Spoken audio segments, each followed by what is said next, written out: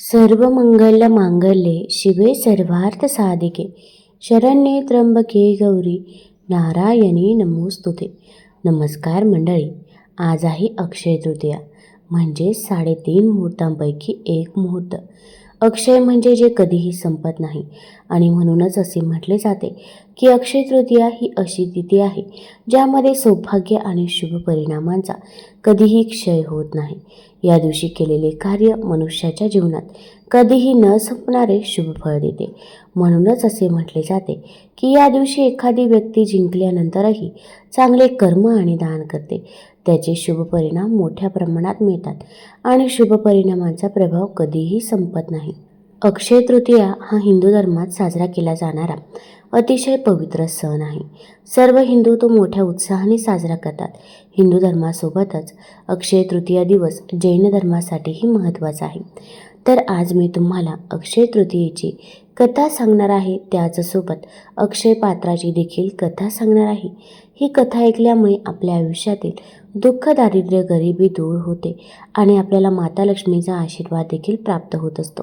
त्यामुळे video skip न करता शेवटपर्यंत जरूर बघा. चॅनलमध्ये नवीन असाल तर चॅनल लाईक करा आणि सबस्क्राईब देखील करा. तसेच कमेंटमध्ये ओम महालक्ष्मी नमः किंवा ओम नमो भगवते वासुदेवाय लिहायला विसरू नका, जेणेकरून आपल्याला देखील माता लक्ष्मीचा आणि भगवान विष्णूंचा आशीर्वाद नक्कीच प्राप्त होईल. तसेच शेजारील नोटिफिकेशन बेल देखील प्रेस करा, जेणेकरून मी जेव्हा पण व्हिडिओ बनवेल तर तो व्हिडिओ तुम्हाला सर्वात अगोदर दिसेल. श्रीकृष्ण हा पांडवांचा सखा तसाच पाठीराखा आणि त्यांचा मार्गदर्शकही होता. पांडव कोणत्याही अडचणीत, संकटात सापडो, श्रीकृष्ण सखा त्यांच्या रक्षणासाठी लगेच हजर व्हायचा. त्यांना संकटातून सुटण्यासाठी सल्ला द्यायचा, युक्तीच्या 4 गोष्टी सांगायचा. कृष्णाचे त्यांच्यावर सदैव प्रेमच होते. पांडवांच्याही मनात, ध्यानात कृष्ण असायचे. ते सुखात असोत किंवा दुःखात त्यांना कृष्णाची आठवण व्हायची.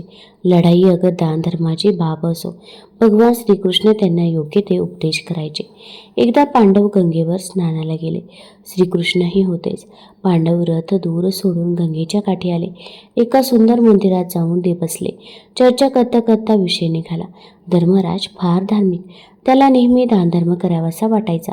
यावेळी त्याच्या मनात आले, माणसाने केलेले पुण्य कायम कसे टिकेल. त्याने लगेच श्रीकृष्णाला विचारले. श्रीकृष्णाने सांगितले की वैशाख शुद्ध तृतीयेला दान करावे. या दिवशी होम हवन करावे, यज्ञात आहुती द्याव्यात, देवांच्या नावाने दानधर्म करावा. आपल्या परलोकात गेलेल्या पितरांकरता, वाडवडिलांकरता त्यांच्या नावाने पुण्यकर्म, तर्पण, दानधर्म करावे. अशा प्रकारे या दिवशी केलेले कर्म कायम टिकते, सदैव अक्षय राहते. धर्माला ते ऐकून फार आनंद झाला. त्याला हवी असलेली चांगली गोष्ट समजली होती.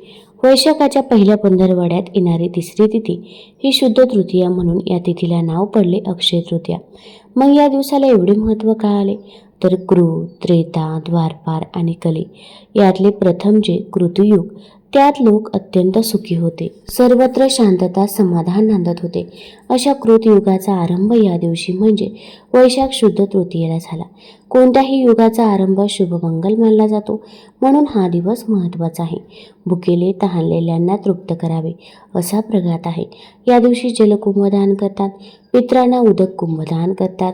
तसेच ग्रीष्म ऋतूमध्ये होणाऱ्या सर्व प्रकारच्या धान्यांचे या दिवशी दान करावे. या दिवशी श्राद्ध करतात, म्हणजेच परलोकात गेलेल्या वाडवडिलांना पाणी देतात. त्यांची आठवण म्हणून ब्राह्मणांची पूजा करतात, ब्राह्मणांना दान देतात. हा दिवस आणखी एका कारणासाठी लक्षात ठेवण्यासारखा आहे, कारण या दिवशी परशुरामांचा जन्म झाला. संपूर्ण पृथ्वी जिंकली, पण आपल्या ब्राह्मणाला विसरला नाही. जिंकलेली पृथ्वी दान करून टाकली. अखेर आपण स्वतः तपश्चर्या करण्यासाठी निघून गेले. अक्षय म्हणजे कधीही न संपणारे, अखंड टिकणारे. या दिवशी केलेले दान हे अक्षय राहते, कधीही संपत नाही. म्हणून या तिथीला आपणास जे जे शक्य असेल ते दान करावे. या दिवशी दान केलेले अक्षय तर राहतेच, पण त्याचबरोबर दान देणाऱ्यास यामुळे शांती, सुख, समृद्धी यांचाही लाभ होतो. म्हणून आपणास जे शक्य असेल असे एखादे पुण्यकृत्य करावे असे पूर्वज सांगतात. या दिवशी केलेले सत्कृत्य अखंड टिकणारे असते, हे सर्वात विशेष. गोरगरीब, मुमुक्षित, उपेक्षितांना मदत करण्याची प्रेरणा देणारा त्यासाठी प्रवृत्त करणारा हा सण आहे. यामुळे समता, बंधुभाव, ऐक्य टिकण्यास मदत होते. अनाथ विद्यार्थ्यांना मदत करावी, अन्नदान, वस्त्रदान करावे. सौभाग्यवती स्त्रिया सौभाग्यप्रद म्हणून चोडा दान करतात. या दिवशी स्त्रिया जलकुंभाची पूजा करून तो दान करतात. तसे पाहिले तर तहानलेल्यांना पाणी द्यावे हे त्याचे प्रतीक आहे. या महिन्यात वैशाखात उन्हाची तीव्रता वाढलेली असते.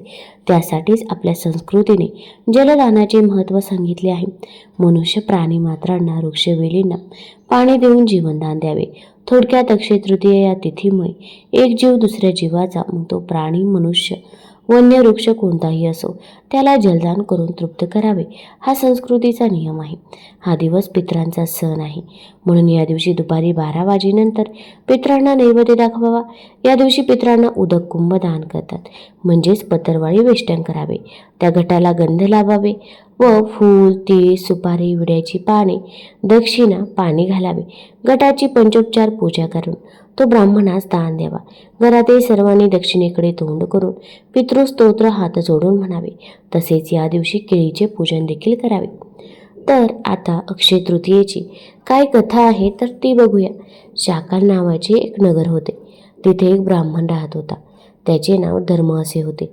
नावाप्रमाणेच तो धार्मिक, स्वभावाने प्रेमळ होता. फार गरिबी असल्याने जेवायला मिळाले तर ठीक, नाही तर उपाशीही राहायचा. तो देवब्राह्मणांची नित्यपूजा करी. खूप ज्ञान मिळवावे, सतत शिकावे व शिकवत राहणे हे त्याचे काम. सदैव याच कामात तो रमलेला असे. स्वतःसाठी पैसा मिळवण्यासाठी त्याला कधीही वेळ नसायचा. कोणी काही दिले तरच घ्यायचा. समाधानी वृत्ती होती. साधू संतांच्या कथा, पुण्यवान लोकांच्या कथा यांची त्याला भारी आवड होती. त्यासाठी तो दूर दूरच्या ठिकाणी जायचा. कथा कीर्तने ऐकायचा, साधू संतांची दर्शने घ्यायचा व यातच खूप आनंदी व्हायचा. एके दिवशी एका गावात गेला असता एक विद्वान माणूस त्याला भेटला. आपण त्याला काही विचारावे असे ब्राह्मणाच्या मनात आले. ब्राह्मणाने पूर्वी वाचलेले होते की पुण्य शिल्लक असते तोपर्यंतच माणसाला चांगल्या प्रकारे राहता येते. देवांच्या जवळ त्याला आसरा मिळतो. एकदा हा पुण्याचा साठा संपला की देवलोकांतून त्याला खाली ढकलून देतात. म्हणून त्याला वाटत असायचे की सदा टिकणारे पुण्य मनुष्यास कशाने लाभेल असा प्रश्न त्याच्या मनात आला व हाच प्रश्न त्याने विद्वानाला विचारला. त्या विद्वानाने ब्राह्मणाला अक्षय पुण्य टिकवून ठेवण्यासंबंधी म्हणजेच अक्षय तृतीयेसंबंधी सर्व माहिती सांगितली. ब्राह्मणाला ते ऐकून आनंद वाटला. आपल्याजवळ जे काही असेल ते आपण त्या दिवशी देऊन टाकावे व विचारलेल्या प्रश्नास मिळालेल्या उत्तराच्या मोठ्या समाधानातच ब्राह्मण त्या दिवशी घरी परत आला. दुसऱ्या दिवशी अक्षय तृतीया होती. आपल्याजवळ जे काही आहे ते सर्व गोरगरिबांना दान करायचे असे ब्राह्मणाने आदल्या रात्रीच ठरवले व तो झोपी गेला. दुसऱ्या दिवशी स्नानसंध्या आटोपून तो ब्राह्मण उत्साहाने दान करण्यासाठी गोरगरिबांची वाट पाहत बसला. हे त्याच्या बायकोला समजतात ती त्याच्यावर रागवली. घरात दोघांपुरते अन्न नसताना नवरा जे आहे ते सुद्धा गोरगरिबांना दान करायला निघाला आहे हे पाहून तिने ब्राह्मणाला विरोध केला. पण ब्राह्मण काही ऐकेना. त्याने एकच ध्यास घेतला होता. उत्तम पर्वकाळी पत्नीचा विरोध पत्करून त्याने दान केले. भिकाऱ्यांचा तांडा घराशी आला. त्यांना सारे धान्य दिले. पुढे दरवर्षी हा क्रम त्याने सुरू केला. अनेक वर्ष लोटली. ब्राह्मणाने खूप पुण्य साठवले. वयोवृद्ध झाला व अंती त्यास मोक्ष मिळाला. पुढे त्याचाच दुसरा जन्म झाला. तो राजा झाला. कुशावती नगराचा हा राजा सदा चैनीत ऐशो आरामात राहायचा.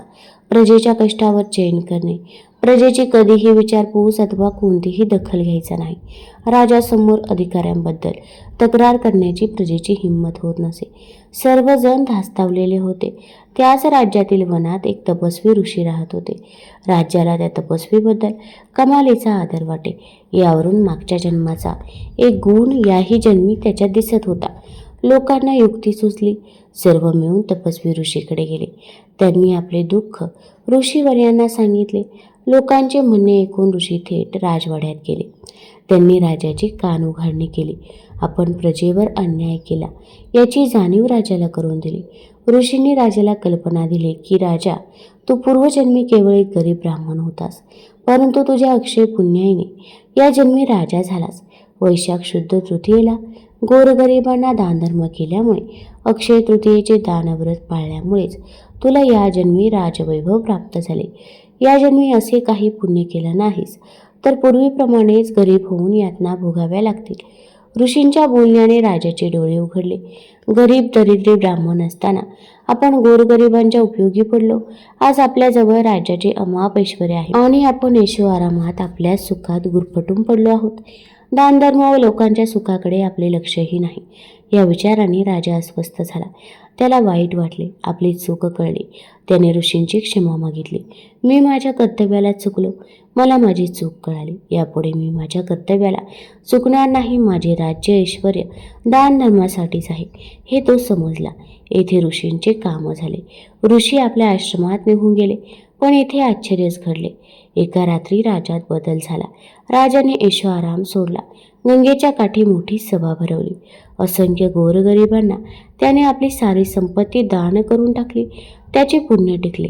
या दिवशी केलेल्या दानाच्या पुण्याईमुळे राजाला स्वर्ग प्राप्त झाला, अशी ही अक्षय तृतीयेची कथा सांगितली जाते.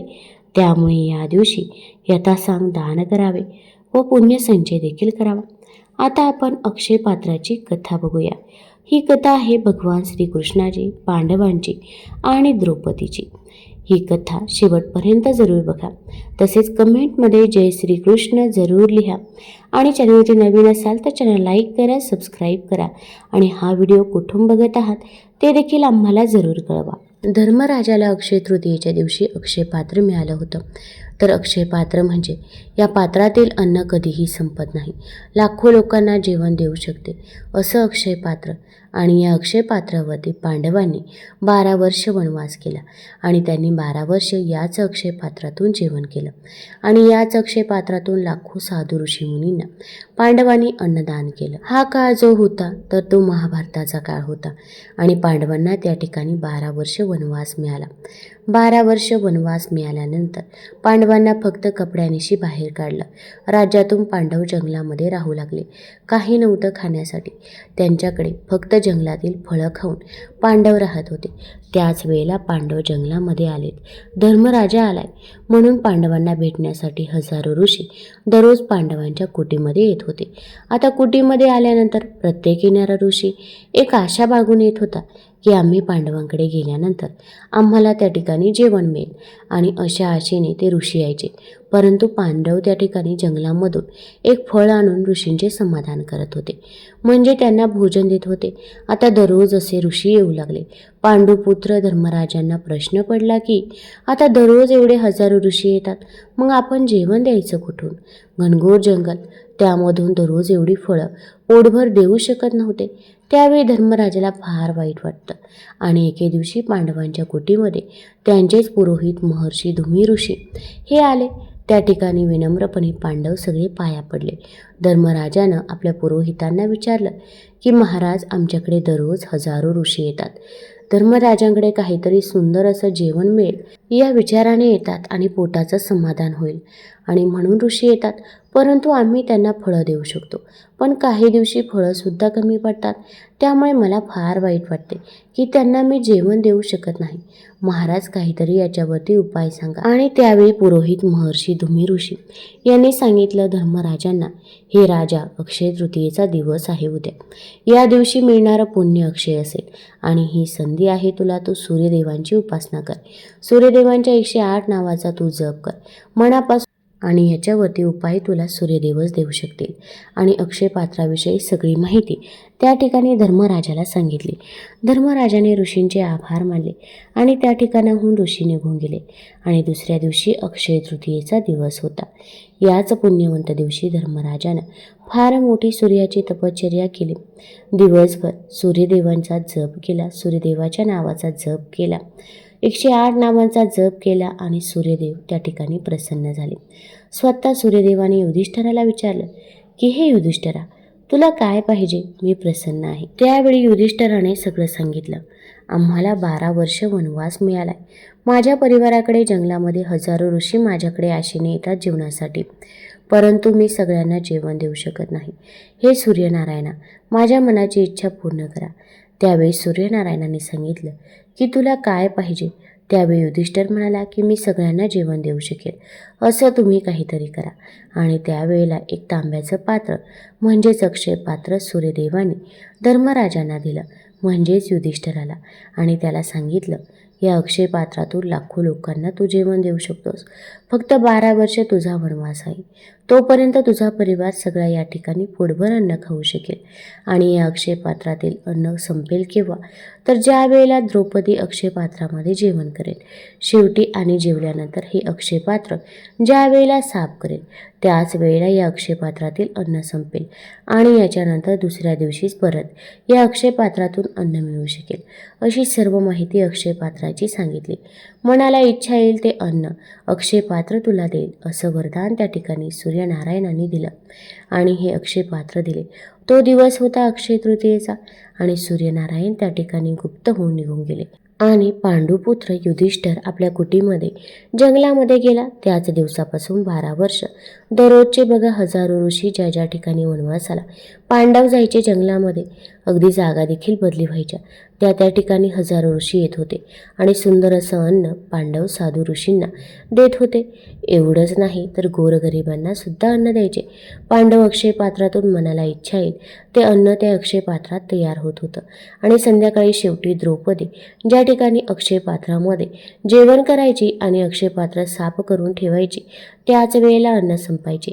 आणि ही बातमी दाही दिशेला पोहोचली आणि ही बातमी जेव्हा दुर्योधनापर्यंत पोहोचली तेव्हा दुर्योधनाला खूप दुःख झालं, कारण त्याचे विचारच वाईट होते. त्याला वाटलं की पांडवांना आम्ही राज्यातून बाहेर काढलं, त्यांना वनवासाला पाठवलं, तरी पण पांडव लाखो लोकांना जेवण देतात आणि ते कसं, त्यांनी त्याचा शोध घेतला याचाच. आणि त्यांना समजलं की अक्षय पात्र पांडवांना मिळालं आणि या अक्षय पात्रातील अन्न संपत नाही. बघा दुर्बुद्धी किती दुर्योधनाची. त्यावेळी दुर्योधनाने एक योजना देखील आखली की पांडवांना काहीतरी शाप मिळावा आणि अक्षय पात्र पांडवांकडून जावं. दुर्योधनाची बुद्धीच वाईट होती, म्हणून दुर्योधनाने एक योजना आखली. महर्षी दुर्वास यांना आपल्या दरबारी बोलवलं आणि महर्षी दुर्वास यांची फार मोठी ताकद होती, म्हणून दुर्योधनाने ठरवलं की त्यांची दररोज सेवा करायची व तो मग रोज त्यांची सेवा करू लागला. सेवा करता करता महर्षी दुर्वास ऋषी दुर्योधनावरती प्रसन्न झाले. त्यांना माहीत नव्हतं की दुर्योधन काहीतरी कपट करेल. आता प्रसन्न झाल्यानंतर महर्षी दुर्वास यांना दुर्योधनाने अक्षय पात्राविषयी सांगितलं. तेव्हा महर्षी दुर्वास यांना सुद्धा पांडवांच्या अक्षय पात्राचं कुतूहल वाटलं आणि दुर्योधनाने सगळं सांगितलं की दिवसभर अन्न मिळतं, किती बी लागेल तेवढं, परंतु संध्याकाळी ज्यावेळी द्रौपदी या पात्रामध्ये जेवण करेल आणि ते पात्र साफ करेल तर तिथून पुढे अन्न मिळणार नाही. हे सगळं दुर्योधनाने दुर्वास ऋषींना सांगितलं. त्यानंतर तो दुर्वास ऋषींना म्हणाला की तुम्ही द्रौपदी जेवल्यानंतर जा, म्हणजे बघू पांडव तुम्हाला जेवण कसे देतील. आणि या ठिकाणी महर्षी ऋषीने ठरवलं. बघा पांडवांकडे जाण्यासाठी महर्षी ऋषी पांडवांच्या कुटीकडे गेले, परंतु संध्याकाळी गेले आणि त्यावेळी सगळ्यांचं जेवण झालेलं होतं. द्रौपदी मातासुद्धा जेवण करून ते पात्र साफ केलेलं होतं. आता महर्षी ऋषी पांडवांच्या कुटीकडे गेले. त्यावेळेला त्यांच्याबरोबर त्यांचे अनेक शिष्य देखील होते. अनेक शिष्य व दुर्वास ऋषी या सगळ्यांना आलेले पाहून द्रौपदी माता आणि पांडव आश्चर्यचकित झाले. आता काय करायचं? अक्षय पात्रातील अन्न तर आता आपण देऊ शकत नाही, कारण द्रौपदीने जेवण केलेलं होतं, अक्षय पात्र साफ केलेलं होतं आणि आता जेवण दुसऱ्याच दिवशी मिळणार होतं. मग त्यावेळी पांडवांनी सांगितलं, हे ऋषी महाराज, तुम्ही आता नदीवर जाऊन अंघोळ करून या, आम्ही तुमच्या जेवणाची व्यवस्था करू. आणि मग सगळे ऋषी नदीवरती अंघोळ करायला गेले. मात्र या ठिकाणी द्रौपदी मातेनं भगवान श्रीकृष्णांची आराधना चालू केली. देवा तूच वाचव रे, आम्हाला लक्षात ठेव.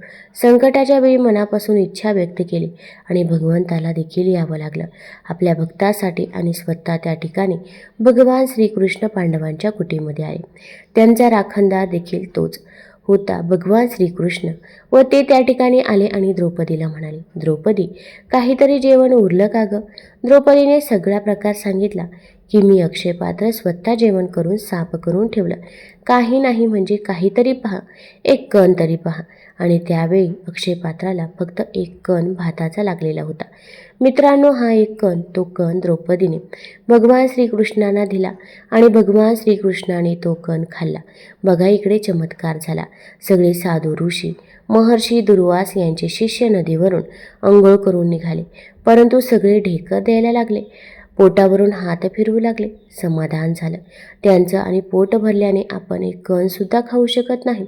बघा, अखंड सृष्टीचा मालक त्या ठिकाणी आला, ज्याच्याकडे विश्वाचं रक्षण करण्याची जबाबदारी आहे. सगळ्यांचं पोट भरण्याची जबाबदारी त्याची कला आहे. सगळ्या साधू ऋषींचं म्हणजेच दुर्वासांचं पोट भरलं. पांडवांच्या कुटीकडे आले आणि पांडवांना सांगितलं की तुम्ही आमच्यासाठी जेवण देऊ नका, आमचं पोट भरलं आहे. हो, एक कणसुद्धा आम्ही खाऊ शकत नाही. आणि हे ऐकल्यानंतर अक्षरशः पांडवांच्या डोळ्यातून पाणी येऊ लागलं. विचार करा भगवंताची ताकद. पुढे याच अक्षय पात्राच्या जोरावरती पांडव 12 वर्ष जंगलात राहिले. अक्षय पात्रातून अन्न खाल्लं म्हणजे भगवंतांनी मदत केली एवढंच नाही, तर गोरगरिबांना अन्नदान पांडवांनी त्या ठिकाणी केलं. 10 दिशेला ज्या ज्या दिशेला पांडव जात होते, जंगलामध्ये त्या त्या दिशेला अक्षय पात्रातून अन्न गरिबांना मिळत होतं.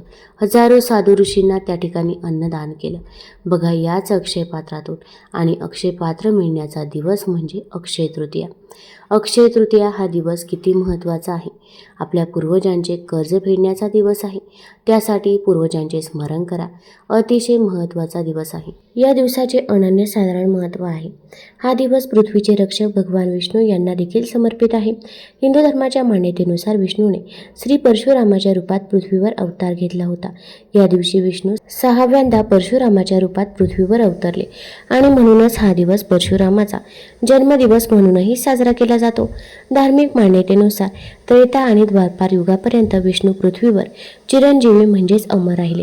परशुराम हे सप्तर्षींपैकी एक ऋषी जमदग्नी आणि रेणुका यांचे पुत्र होते. हे ब्राह्मण कुटुंबात जन्माला आले आणि म्हणूनच अक्षय तृतीया आणि परशुराम जयंती सर्व हिंदू मोठ्या थाटामाटात साजरी करतात. दुसऱ्या मान्यतेनुसार त्रेतायुगाच्या प्रारंभी पृथ्वीची सर्वात पवित्र मानली जाणारी गंगा नदी या दिवशी स्वर्गातून पृथ्वीवर आली होती.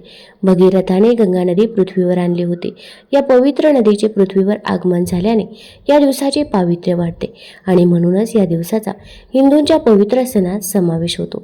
या दिवशी पवित्र गंगा नदीत स्नान केल्याने व्यक्तीची पापे देखील नष्ट होतात. हा दिवस माता अन्नपूर्णा, स्वयंपाकघर आणि पाककला अन्नाची देवी यांचा वाढदिवस देखील मानला जातो. अक्षय तृतीयेच्या दिवशी आई अन्नपूर्णेचीही पूजा केली जाते आणि भंडारा भरून ठेवण्यासाठी आईकडून वरदान देखील मागितले जाते. अन्नपूर्णेच्या पूजेने स्वयंपाकघर आणि जेवणाची चव देखील वाढते. दक्षिणेकडील प्रांतात या दिवसाची वेगळी ओळख आहे.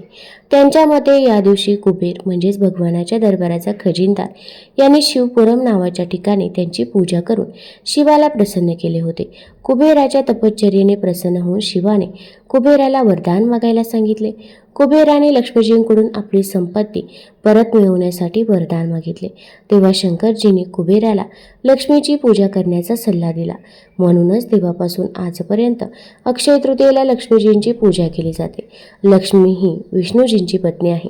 म्हणूनच लक्ष्मीची पूजा करण्यापूर्वी भगवान विष्णूंची पूजा केली जाते. दक्षिणेला या दिवशी लक्ष्मी यंत्राची पूजा केली जाते. तसेच महर्षी वेदव्यास यांनी अक्षय तृतीयेच्या दिवशी महाभारत लिहिण्यास सुरुवात केली होती. अक्षय तृतीयेची आणखी एक कथा महाभारतात प्रचलित आहे. या दिवशी दुःशासनाने द्रौपदीचा अपमान केला होता. या वस्त्रहरणातून द्रौपदीला वाचवण्यासाठी श्रीकृष्णाने कधीही न संपणारी साडी देखील दान केली होती. अक्षय तृतीयेमागे हिंदूंची आणखी एक रोचक श्रद्धा आहे. श्रीकृष्णाने पृथ्वीवर जन्म घेतला तेव्हा अक्षय तृतीयेच्या दिवशी त्यांचा गरीब मित्र सुदामा कृष्णाला भेटायला आला. कृष्णाला देण्यासाठी सुदामाकडे फक्त 4 तांदळाचे दाणे होते. तेच सुदामाने कृष्णाच्या चरणी अर्पण केले. पण आपला मित्र आणि सर्वांचे हृदय जाणणाऱ्या देवाने सर्व काही समजून घेऊन सुदामाचे दारिद्र्य दूर केले. त्याच्या झोपडीचे महालात रूपांतर केले आणि त्याला सर्व सुविधांनी परिपूर्ण केले. तेव्हापासून अक्षय तृतीयेला केलेल्या दानाचे महत्त्व वाढलेले आहे. तुम्हाला जर ही कथा, ही माहिती आवडली असेल तर चॅनल लाईक करा, सबस्क्राईब करा आणि आपल्या मित्रपरिवारासोबत जरूर शेअर करा. धन्यवाद.